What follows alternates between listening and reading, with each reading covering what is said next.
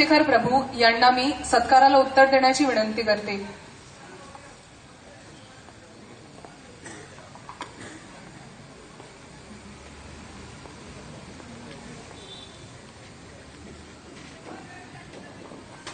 माझे मित्र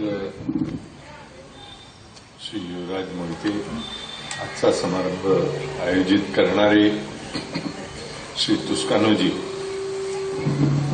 मंचावर उपस्थित असलेले फादर बेन्सी परेराजी आणि या ठिकाणी उपस्थित असलेले नंदाखाल आणि वसई विरार विभागातील बंधू, वयाच्या 25व्या वर्षी आमदार होण्याचा योग माझ्या नशिबी आला आणि तोही फार विचित्र परिस्थितीत. परदेशातून शिक्षण घेऊन परदेशात कायमचं स्थायिक व्हायचं असा एक विचार मनात होता आणि त्या अनुषंगानं तिथे ग्रीन कार्ड मिळालं, नोकरी मिळाली आणि आई वडिलांना कधी घेऊन जायचं या विवंचनेत होतो आणि तितक्यात भारतात परत येण्याच्या विषयीची चर्चा झाली आणि अनेकांनी नंतर अनेक गोष्टींना नंतर काही कलाटणी दिली जाते की भारतात काहीतरी करून दाखवावं म्हणून सगळ्या गोष्टींना लाथ मारून चंद्रशेखर प्रभू परत आले वगैरे असं माझ्याविषयी बरंचसं काही सांगितलं गेलं जातं. आता अनेक वर्षानंतर सत्कार घेत असताना तरी वस्तुस्थिती लोकांसमोर खरी यावी म्हणून सांगतो की त्यावेळेला माझा परत येण्याचा अजिबात विचार नव्हता किंवा देशसेवा वगैरे करावी असं देखील कधी मनामध्ये नव्हतं. मी अमेरिकेतच सेटल व्हायचा असा निर्णय देखील पूर्णपणे झाला.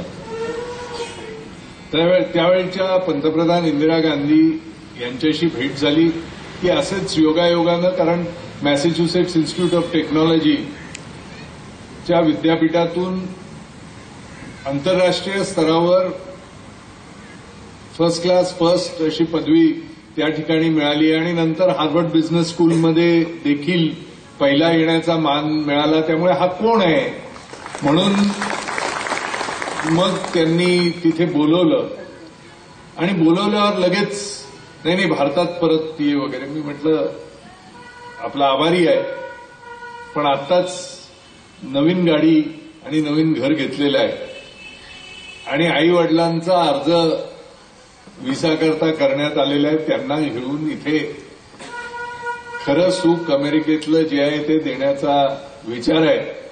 परत काही भारतात यावं असं वाटत नाही. कधी आलो तर भेटीन, वर्ष 2 वर्षातून एखाद वेळी जसे इतर येतात तसे. त्यांनी काही आग्रह सोडला नाही आणि माझ्या ग्रीन कार्ड, नॉर्मली ग्रीन कार्डला 18 वर्ष लागतात पण एक स्पेशल कॅटेगरीचं त्यावेळेला ग्रीन कार्ड होतं की आयव्ही लीग युनिव्हर्सिटीमधून ठराविक अचिव्हमेंट जर अकॅडमिक झाल्या तर त्यांना अमेरिकन गव्हर्नमेंटकडून बोलवलं जातं आणि ताबडतोब सगळी व्यवस्था केली जाते. आणि त्याच्याकरता ज्या डीननी सर्व हालचाली केल्या त्यांना बोलवून घेतलं आणि सांगितलं की याला जरा समजावा की इथे नोकरी करून जास्तीत जास्त कुठवर जाईल पण भारतात गेला तर देश घडवण्याचा योग याच्या नशिबी येईल आणि ती सर्व व्यवस्था मी करीन. त्यामुळे याला एक संधी घेण्याची तुम्ही विनंती करा. आणि मग ती विनंती आल्यानंतर नाही म्हणता आलं नाही. मात्र एक पाय भारतात आणि एक पाय अमेरिकेत ठेवा म्हणून कधी नव्हे ते 25व्या वर्षाच्या 23-24 वर्षात वयाच्या वर्षात व्हिजिटिंग लेक्चररशिप द्यावी. ते म्हणाले आपल्या विद्यापीठात अशी पद्धतच नाही, व्हिजिटिंग लेक्चरर किंवा प्रोफेसर हा 50 नंतरच असतो. म्हणाले नाही, एरवी मला काही तुमच्या याच्यात प्रोफेसर म्हणून आत्ताच मी ग्रॅज्युएट झालं असल्या कारणाने काही मिळणार नाही पण मला इथे काहीतरी बसताना माझं असलं पाहिजे, तिथे काही जमलं नाही तर परत येण्यासाठी म्हणून. आणि तिथे लेक्चररशिप ही ठेवली आणि मग वर्षातून 3 महिने तिथे काढायचे, उर्वरित तिथे काढायचं आणि त्या 3 महिन्यातून जे काही जमा करता येईल ते इथे काही जमवलं नाही तरी त्यातून होईल अशा पद्धतीनं ठरवून इथे मी आलो. आणि गिरगाव सारख्या मतदारसंघातून मला तिकीट देण्यात आलं. वास्तविकपणे त्यावेळेला अनेकांचं असं मत होतं की परदेशातून हा आलेला आहे आणि इंदिरा गांधींनी राजीव गांधींकरता म्हणून ऑफिसर ऑन स्पेशल ड्युटी म्हणून याची नेमणूक केलेली आहे.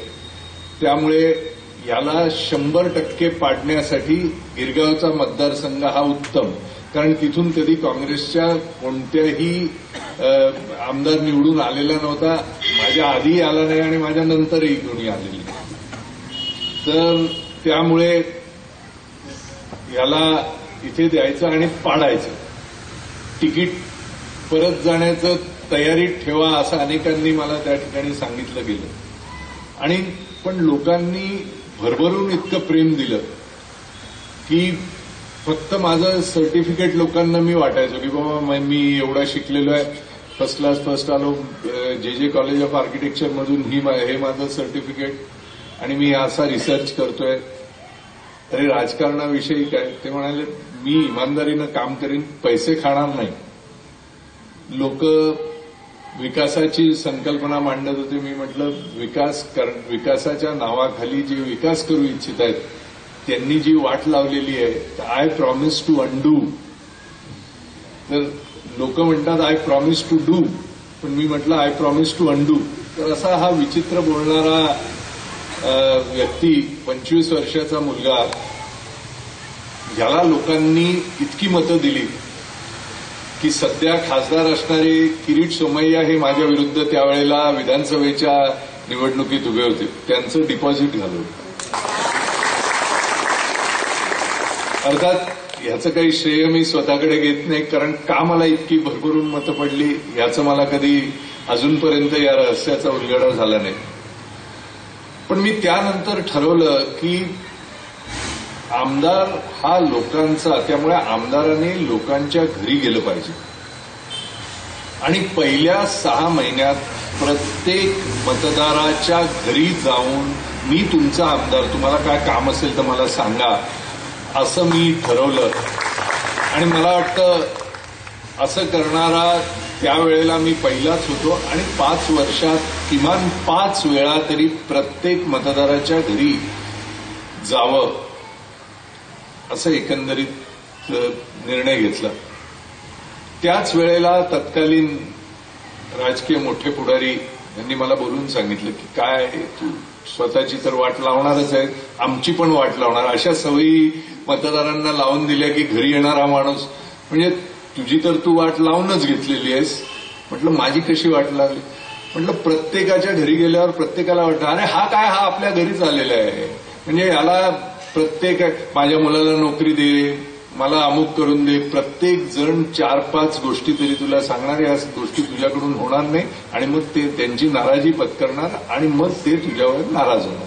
त्यामुळे म्हटलं आमदारांनी काय करावं. नाही, पहिल्या वर्षी आपण निवडून दिल्यावर हा आमदार किती बिझी आहे विधानसभेमध्ये आणि हे लोकांना पटवून देणं की मी किती फार बिझी आहे, तिथे मी इतकं काम करतो की तुमच्याकरता वेळच मिळत नाही, मी इतका अभ्यास करतो इतकं.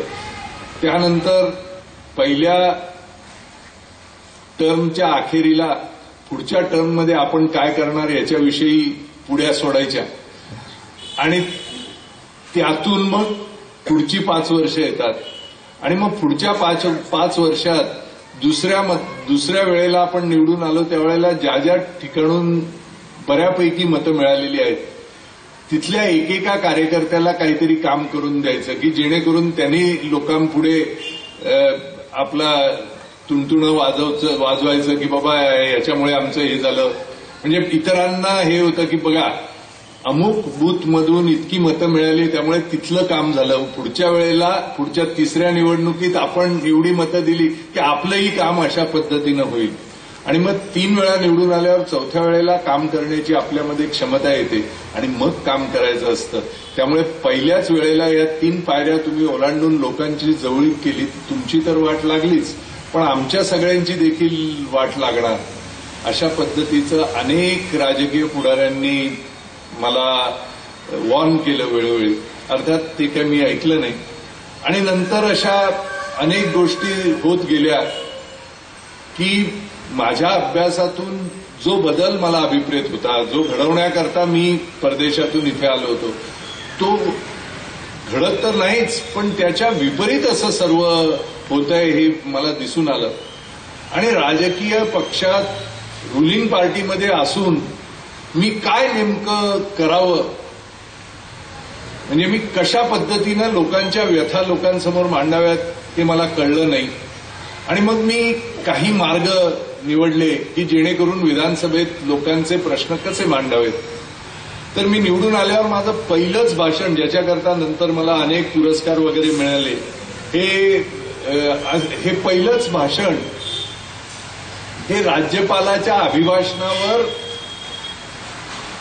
उत्तर देणं. म्हणजे मी निवडून आलो, शपथ घेतली, राज्यपालाचं भाषण झालं, त्यावर उत्तर देणं. तर आता राज्यपालाच्या भाषणावर उत्तर देणं म्हणजे रुलिंग पार्टीच्या मेंबरनी राज्यपाल किती चांगलं बोलले याविषयी राज्यपालांची जितकी स्तुती तुम्हाला करता येईल तितकी तुम्ही करावी आणि तितके तुम्हाला मार्क मिळतील असं सांगण्यात आलं. पण राज्यपाल जे बोलले ते काही माझ्या मतदारसंघातल्या लोकांच्या व्यथा काही त्यांनी मांडल्या नाहीत किंवा त्यांच्या व्यथा मी कशा मांडाव्यात हे मला कळलं नाही. आणि त्यामुळे मी एक मार्ग काढला आणि तेच भाषण नंतर अनेकांनी त्याच्याविषयी उल्लेख सर्वत्र जो होतोय. तर मी म्हटलं की राज्यपालाचं भाषण अप्रतिम झालं असं मला कुणी सांगितलं, असं मला माझ्या मतदारसंघातल्या अनेक लोकांनी सांगितलं. म्हटलं गंमत पहा, माझ्या गिरगावात एक बिल्डिंग आहे, त्याच्या 3ऱ्या मजल्यावरच्या माझ्या भगिनींनी मला सांगितलं की आधी 3ऱ्या मजल्यापर्यंत पाणी येत होतं, नंतर लोकसंख्या वाढल्यावर ते 2ऱ्या मजल्यापर्यंत झालं, नंतर 1ल्या मजल्यापर्यंत, आता तिला तळमजल्यावर जाऊन बालद्या भरून भरून वर उचलून घेऊन जावं लागतं, तिला पाणी मिळत नाही. म्हणाले मला पाणी मिळत नाही, फार माझी वाईट अवस्था झाली आहे, माझं कंबरडं मोडलेलं आहे, पण बरं का राज्यपालांना माझ्या वतीनं अभिनंदन कर. त्यानंतर 2 इमारतींच्या मध्ये हाऊस गल्ली आहे, ती गेली 31 वर्ष काही त्याची साफसफाई झालेली नाही. गिरगावात कधी नव्हे ते डास झालेले आहेत, आम्हाला त्रास होतो, घरच्यांना मलेरिया होता असं एका वयोवृद्ध व्यक्तीने सांगितलं. पण सांगितलं माझा मलेरिया बाजूला राहू दे, राज्यपालांचं मात्र अभिनंदन कर. असं करत करत करत मतदारसंघात असणारे सर्व प्रश्न तिथे मांडले आणि त्या प्रश्न ज्यांच्या समोर आहेत, ज्यांचा त्रास होतोय, त्यांच्या वतीनं मला राज्यपालांचं अभिनंदन करायचंय. आणि मग शेवटी सांगितलं की हे राज्यपालांचं अभिनंदन कोण करतंय, मी नाही करत, हे करतायत. आता राज्यपालांनी यांच्या प्रश्नाबद्दल काहीच म्हटलेलं नाही, त्यामुळे किमान यांच्या प्रश्नाबद्दल मुख्यमंत्र्यांना तरी थोडीफार जाणीव जर झाली तर माझ्या भाषणाला काहीतरी किंमत येईल. अशा पद्धतीनं ते कॅमोफ्लॅज पद्धतीनं ते मी भाषण केलं. वसई विरारशी माझा तसा संबंध कधीतरी अर्नाळ्याला सहलीला एखाद वेळी येऊन मासे खाल्ल्याची आठवण, एरवी फारसा काही तसा संबंध नव्हता.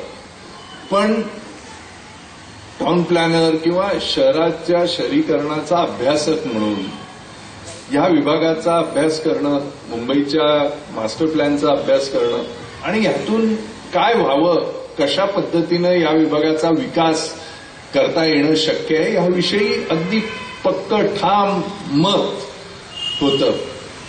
आणि प्रत्येक वेळेला नवीन प्लॅन आला की त्या मताच्या विपरीतच काहीतरी चाललंय.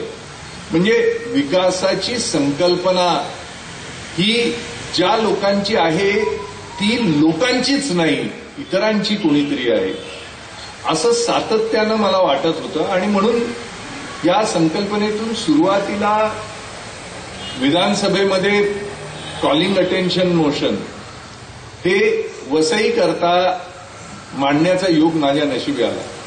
वास्तविकपणे वसईचे प्रतिनिधी त्या ठिकाणी विधानसभेमध्ये तेव्हाही हजर होते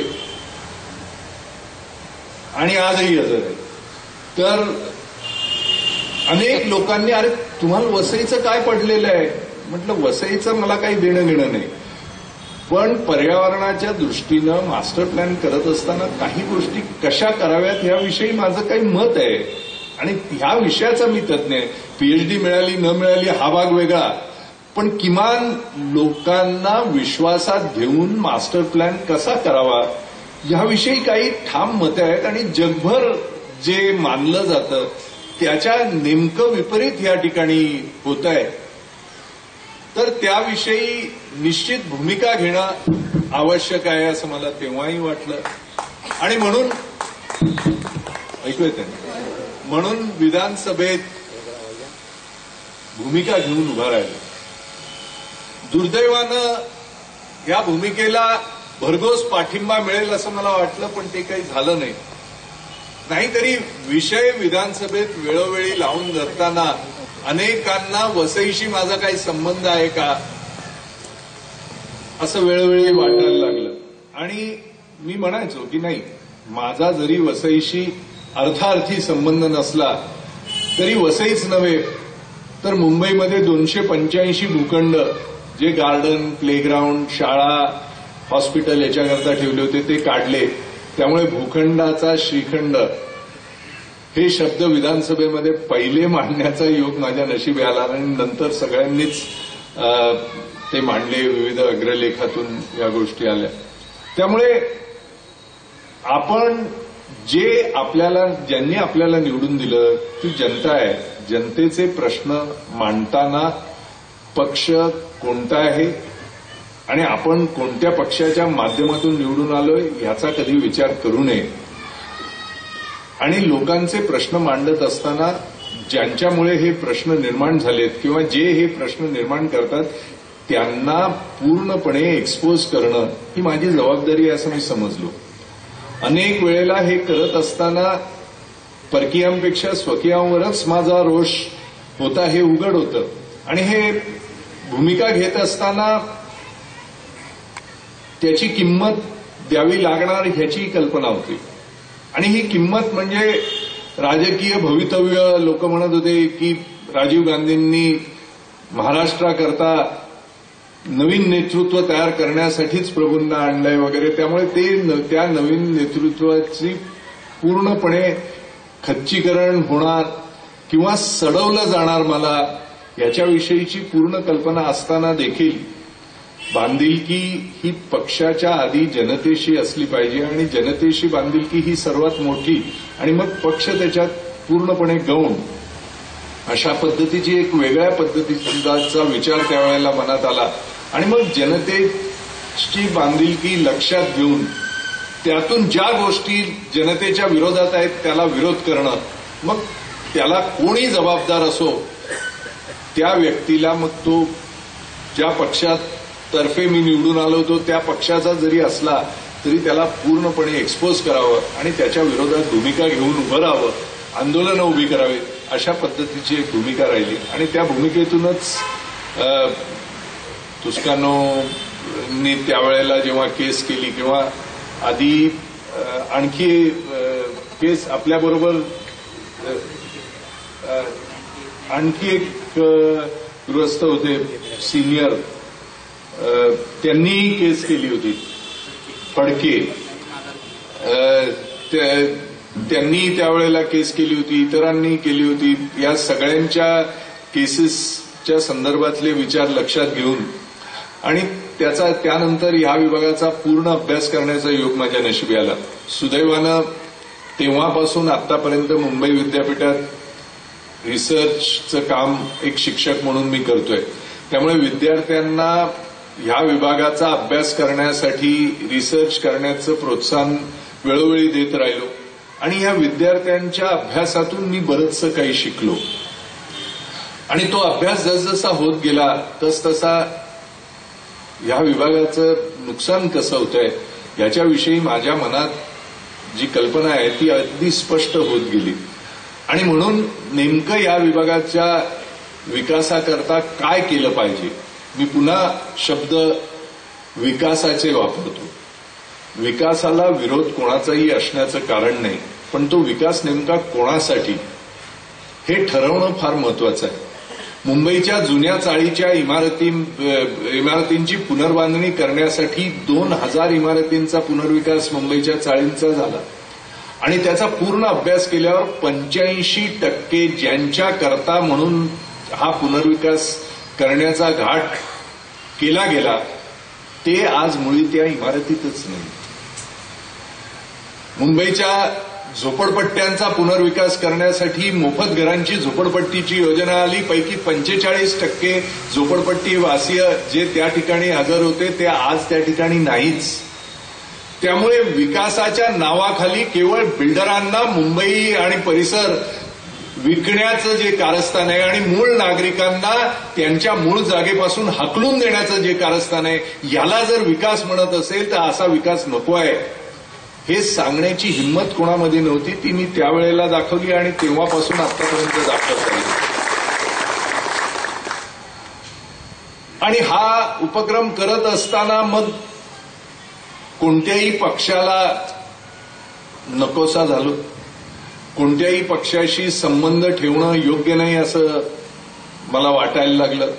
दरम्यानच्या काळात दूरदर्शनमध्ये 12-1 वर्ष घटनाचक्र नावाचा कार्यक्रम माझ्याकडे आला आणि तो करत असताना लिहून द्यावं लागलं की कोणत्याही राजकीय पक्षाशीचा मी सभासद नाही किंवा पक्षाशी संबंधित नाही. तो कार्यक्रम घेत असताना अनेकांना असं वाटलं की जाणून बुजून तो कार्यक्रम मला दिला गेला, कारण मला राजकीय पक्षांपासून वेगळं करण्याचं काही लोकांनी कारस्थान केलं की बाबा हा इतका जाणकार माणूस इथे राजकारणात असला की आपल्याला जास्त त्रासदायी आहे. दूरदर्शनमधून काही कार्यक्रमातून बोलत राहिला तरी हरकत नाही. आणि तो कार्यक्रम घेतला आणि नंतर इकॉनॉमिक डायजेस्ट नावाच्या मासिकाचं संपादक झालो आणि गेली 12 वर्ष ते चालवले. त्यामुळे राजकारणाशी तसा अर्थार्थी संबंध, राजकारणाचा सहभागी म्हणून किंवा कोणत्याही पक्षाचा सभासद किंवा कोणत्याही पक्षाशी संबंधित असा संबंध माझा गेली अनेक वर्ष दूर झाला. 92 साली नंदाखालला मी स्वतः येऊन गेलोय आणि निर्भय आंदोलनाची सुरुवात आजपर्यंत निर्भय आंदोलनाशी तसा संबंध आणि ह्या विभागाशी संबंध, वास्तविकपणे या विभागाच्या मास्टर प्लॅन जेव्हा जेव्हा करण्यात आला तेव्हा तो मास्टर प्लॅन माझ्यासमोर मांडला गेला आणि त्याच्यात माझे जे मतं आहेत ते मी इथे येऊन ठामपणे मांडली. आणि प्रत्येक वेळेला म्हणजे टाउनशिप करण्याचा होता आणि या ठिकाणी हा पूर्ण हरितपट्टा नष्ट करण्याचा जो कार्यक्रम होता, या सगळ्यांमध्ये मला वाटतं जे आंदोलन उभं राहिलं, आंदोलन उभं करताना जे आपल्याला होऊ घातलेलं आहे ते चुकीचं आहे हे म्हणण्याची लोकांमध्ये तयारी आहे, पण ते का चुकीचं आहे हे शास्त्रोक्त पद्धतीनं शासनासमोर मांडण्याची हिंमत ताकद कोणामध्ये नसते. आणि त्याहूनही पलीकडे जाऊन खंत अशी वाटते की आज दिलेला आराखडा चुकीचा आहे हे म्हणण्याची हिंमत ज्यांच्यामध्ये आहे त्यांना ह्याला पर्यायी काय असला पाहिजे ह्याच्याबद्दल एकमत त्यांचं होत नाही. आणि जोपर्यंत हे एकमत पर्यायी आराखड्याला आपण करून देत नाही तोपर्यंत केवळ आपण आंदोलनच करत राहणार आणि ज्यांच्याकरता हा आराखडा आहे ते आराखड्यावर आराखडे करत जाणार त्यांच्या भल्याकरता. त्यामुळे या आराखड्याला विरोध करत असताना हा योग्य नाही पण हा योग्य आहे हे सांगण्याकरता निदान ज्यांना तो आराखडा नको आहे त्यांच्यामध्ये तरी एकमत व्हावं अशी कल्पना मी वेळोवेळी मांडत गेलो. अजूनपर्यंत तरी त्या कल्पनेला काही मूर्त स्वरूप आलेलं नाही. पण आता जे आपल्यासमोर नवीन होऊ घातलेलं संकट आहे, कदाचित आपल्यापैकी अनेकांना माहीत नसेल. ज्यांना माहीत नाही त्यांचा आनंद असतो कारण ते शांतपणे झोपत असतात, पण ज्यांना कळतंय त्यांची मात्र झोप नेहमीच उडालेली असते. मुंबई परिसरातील म्हणजे एमएमआर रिजनच नव्हे तर पूर्ण महाराष्ट्रामध्ये जे हरितपट्टे किंवा नो डेव्हलपमेंट झोन आहेत त्यांना फॉरेन डायरेक्ट इन्व्हेस्टमेंटच्या दृष्टीनं 5 स्टार हॉटेल करता ते पट्टे रद्द करण्याचं ऑटोमॅटिक, म्हणजे कोणत्याही परवानगीची आवश्यकता किंवा अटी शर्तींशिवाय करण्याचा निर्णय अलीकडेच घेतलेला आहे आणि त्या बाबतीत एक जी आर निघालेला आहे. आणि मला वाटतं त्याचे सजेशन ऑब्जेक्शनची वेळ देखील कदाचित निघून गेलेली आहे. अनेक लोकांना आपल्याला काय वाढून ठेवलेलं आहे याविषयी कल्पनाही नाही. तर अशा गोष्टी होत असताना मन उद्विग्न होतं, रात्री झोप येत नाही, काय करावं हे कळत नाही. कोणताही राजकीय पक्ष आपल्याकडे नाही, संघटना नाही. त्यामुळे आपले हे विचार लोकांपर्यंत कसे घेऊन जावे ह्याविषयी प्रश्न पडतो. पण जिथे शक्य होईल तिथे आपल्या वतीनं लिहिणं, ऑब्जेक्शन देणं, इंटरव्ह्यू देणं हे आपलं चालूच ठेवायचं. महाराष्ट्र टाइम्समध्ये आठवड्यातून एक दिवस स्तंभलेखनाचा योग माझ्या नशिबी आला आणि मग 300 पत्र आठवड्यात आली तरी एका पत्राचं उत्तर मी आठवड्यातून देऊ शकतो. जर प्रत्येक पत्राचं उत्तर दिलं तर महाराष्ट्र टाइम्समध्ये मला आलेल्या पत्रांव्यतिरिक्त आणखी काही छापण्याची त्यांच्याकडे जागाच शिल्लक राहणार नाही. असं असेल तरी लोकांच्या प्रश्नांना दिलेल्या उत्तराच्या माध्यमातून एक काहीतरी मेसेज पाठवण्याचा प्रयत्न करायचा. त्या मेसेजच्या माध्यमातून लोकांची जागृती करण्याचा प्रयत्न करायचा. ज्या ज्या ठिकाणी पुनर्विकासाच्या संदर्भात जाण्याचा योग नशिबी होतो त्या ठिकाणी लोकांना पुनर्विकास कसा असावा याच्याविषयी जागृत करायचं.